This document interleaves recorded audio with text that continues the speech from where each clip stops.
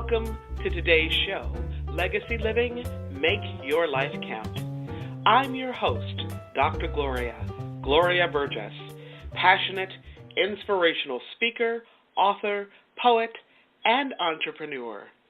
Good morning, and welcome to Legacy Living, Make Your Life Count. I want to give a big thank you to those of you who are listening in today, and here's a great big shout out to all of you listening around the world. I'm delighted and so very grateful that you tuned in. I sure hope you're enjoying a fabulous day today and that you're having a fantastic week, because you know what? In the grand song of the universe, life is very, very short. It's short, sweet, and very precious. So I hope you're making a difference in your own life, because when you do, you also make a difference in somebody else's life. Now, a lot of folks want to make their life count for something, and they ask me, Dr. Gloria, how do you do that? Well, it's very simple, very simple. You make your life count day by day, step by step, moment by moment, every single day, 365, 24/7. That's what Legacy Living, Make Your Life Count is all about. You can learn more about Legacy Living, Make Your Life Count by visiting the Gloria Burgess website. That's GLORIA, B as in boy, URGESS.com. The Gloria Burgess website. Again, that's GLORIA, BURGESS.com, or by visiting Facebook, and that's facebook.com/DR for Doctor, DRGLORIA,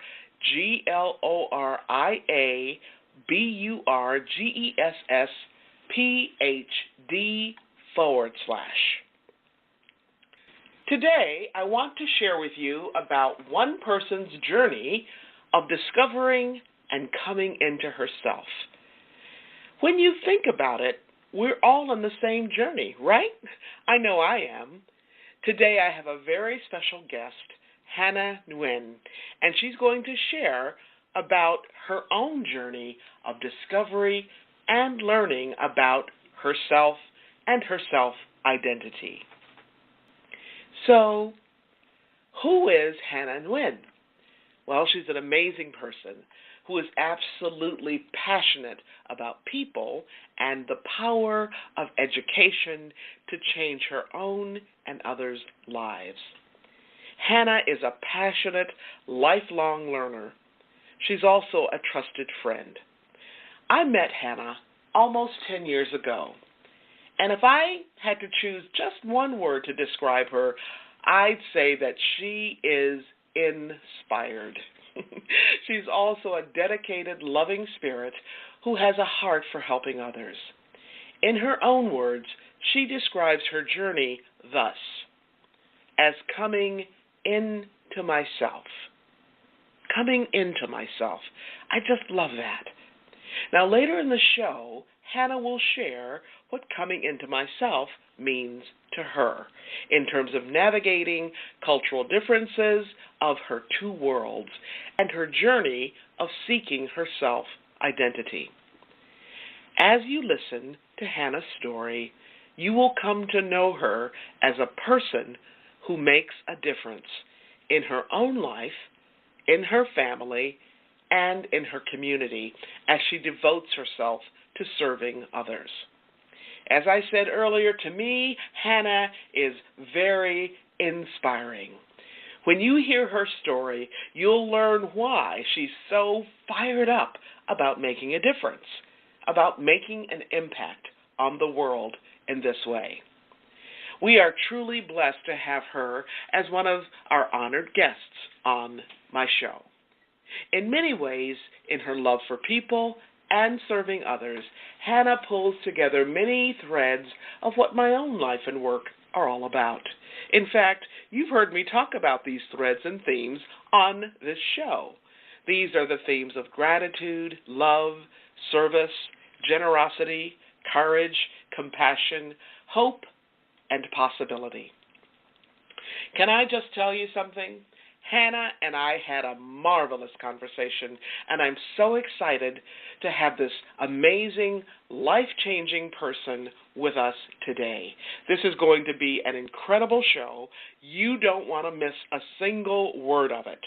So, grab your earbuds, put on your walking shoes, or grab yourself a cup of tea or coffee or a nice cool glass of water, wherever you are in the world, right? Pull up your footstool, relax in your favorite chair, and don't forget your pen and notepad, because you're going to want to take notes today. We're going to have a wonderful time. Okay? Now, before I jump into today's show, I just want to take a moment to welcome you. If you're just joining us, I'm your host, Dr. Gloria. This is Legacy Living, Make Your Life Count. I'd like to extend a special welcome to those of you who are joining my show, or if you're joining Talk Network Radio for the very first time. You are in for a real treat. I'm excited to have you listening in today, and I'm deeply honored that you've allowed me to be part of your day so you can be inspired by the ideas and resources to make your life count. Today's program is all about a journey of discovery, one person's journey of discovering and learning more about coming into herself, which will speak to every single one of us. Because you know what? Regardless of your age or culture or life circumstance, we're all on the same journey. I know part of your journey is a sense of responsibility to your family, stability certainly, and a sense of responsibility. Can you share a little bit about that, Hannah? Yes. Responsibility. So I'm stepping backwards a little bit. I think that entered into my life this kind of very heavy slap in the face sense of responsibility came when I was barely a teenager, when I was 13 years old, and when Philip, my younger brother, came into our lives. As you can imagine, at that time we were still very new. English wasn't a strong suit for my parents, so both my older brother and I had a helping hand in raising our younger brother. Mm-hmm. And my sense of responsibility grew exponentially as he grows up and become of school age and started going to school.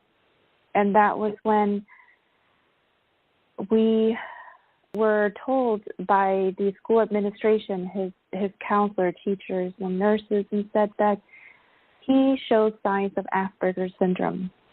Mm-hmm. And to my parents, especially to my mom, she was thinking, what does that even mean? To me, I was his parent, frequently visit the school and receiving feedback and reports from the school nurses and teachers about his social behavior and his ability to relate to his peers. And he also has speech therapy. He was slow to talk at the age of 6. He was still speaking gibberish. And he also had ESL classes, so English as a second language. So there were many things going on for my brother. Mm-hmm. And the sense of responsibility in the head, it was all in the mind of making sure that he's okay at school and getting the support he needs. But more importantly, I carried him in my heart more than I ever expected for a sister to carry a younger brother or a younger sibling. I carried him in my heart. When I hear things, when teachers would say, yeah, we observed Philip during recess, and he would try to socialize with his peers, but then he quickly went off and talk to an adult, and then he'd just go off and sit by himself on the side curb. And that just broke my heart. Mm. So at this time, you are, if your brother is 6, you're, 19? Yes. Oh, my goodness. This is quite a responsibility for you. Yes. And at that time, being 19, I was 1 year into college. Mm-hmm. So my story here is a little bit of a jumble mumbo. But at that age, I was responsible for myself, too. I had to graduate. I wanted to. I didn't have to, but I wanted to because that cousin of mine is in my head. Be a good pupil. So I graduated from high school with a scholarship from the Gates Foundation. It was the Achiever Scholarship from the Bill and Melinda Gates Foundation. And I took that opportunity and I would not let it go. I said, I'm going to go to college. I'm going to college. And with the money that they're going to pay on my behalf, I am going to the best college that would fit me. So I chose to attend Seattle University. The campus is small. I wanted the intimacy. I wanted to be sure that I can learn. So all of this transition and the feeling that I was thinking, oh my gosh, I can't believe I'm actually going to college. And I don't often remember that I'm the first member in my family, and not even my nuclear family, in my wider family, the ones in Vietnam, the first one in the wider family to attend college. And I don't often remember that. So all of this was happening as I grow and I transition, while I carry my younger brother in my heart and make sure that he is supported and transitioning and growing himself in his own journey. Yes. So you have your brother that you're carrying him in your heart. I love that you say it that way. I know you've shared a little bit about your journey with your brother with me before, and I really appreciate that you are sharing it with our listeners. Hannah, so are you in college and carrying your brother along the way, or does anything transition for you? Tell us a little bit more. Yes, I was in college and I carried him along the way. I think at the time I carried him, and at the same time I tried to figure it out. Gosh, I'm here at Seattle University with almost a full ride. What am I going to study? And at first I was going down the nursing path, but I think the universe had it that I would miss a class. So then that would put me a quarter behind, and I didn't want to graduate a quarter late for whatever reason. So I decided I'm going to go to business school. I'm going to study. I'm going to work with numbers. I'm going to do finance. I'm going to do what makes sense for me. 1 + 1 = 2. That makes perfect sense right now in my life. I can't take anything else that doesn't equal to 2. Because I was still so worried for Philip. And he, at this point, had no worries in his life, to be honest. He was just coming into himself. He was very much a happy sunshine. Kids would sometimes make fun of him, and he would cry, but they would apologize, and he would be their friends again. So he holds no grudge, and he is just the most forgiving and loving person that he could be, and he teaches me so much along the way.